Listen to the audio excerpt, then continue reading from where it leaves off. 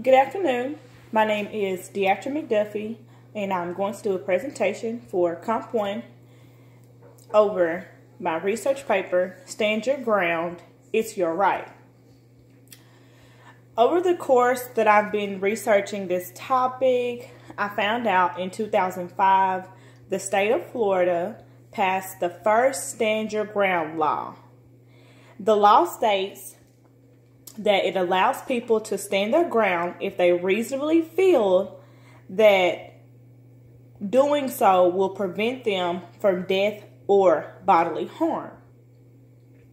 A more simplified term says stand your ground laws are the removal of duty to retreat before using force in self-defense if one reasonably believes that self-defense will prevent them death or bodily harm. Again, far too many times we've seen where someone has simply tried to defend themselves and in result they ended up on trial for murder, second-degree murder, or something of that sort. This law prevents that. You can stand your ground and be okay. Stand your ground establishes a right by which a person may defend themselves or others that are being threatened or perceived threats, even to the point where lethal force has to be used, regardless of whether safety retreating from the situation might have been possible.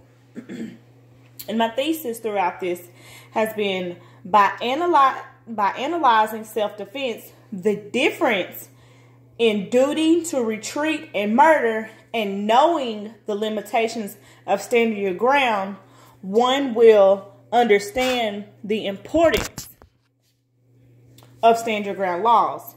They should not be used lightly, but only in serious situations.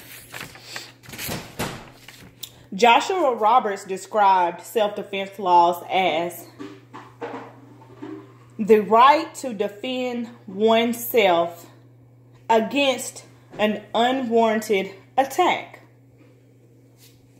When any individual uses stand your ground laws, there are 5 elements that usually must be proven. 1, the action was reasonable in defending oneself.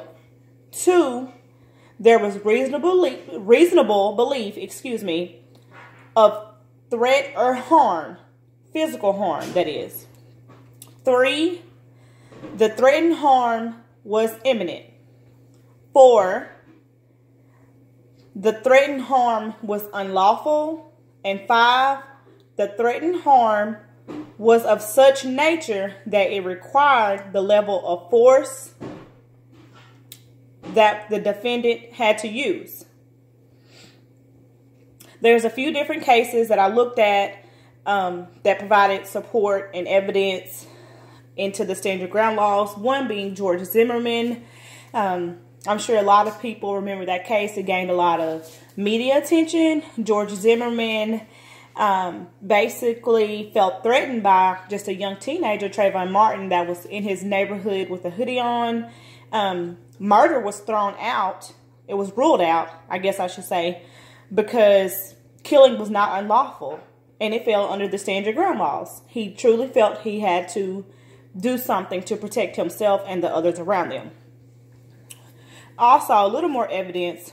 In early 2008, so this is more recent, in 2018, an Uber driver in Florida shot and killed a man who basically chased him down and threatened him with a pistol. Again, stand your ground laws freed this Uber driver of any legal harm that could have come his way. He was only defending himself. Surprising enough, I did feel that stand your ground laws are too lenient. Sometimes they could be used out of context. There were several cases where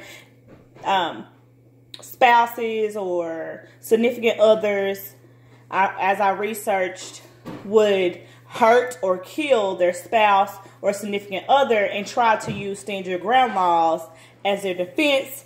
Several times it did not work. So I feel the law is a little too lenient and it may need to be tightened up just a bit.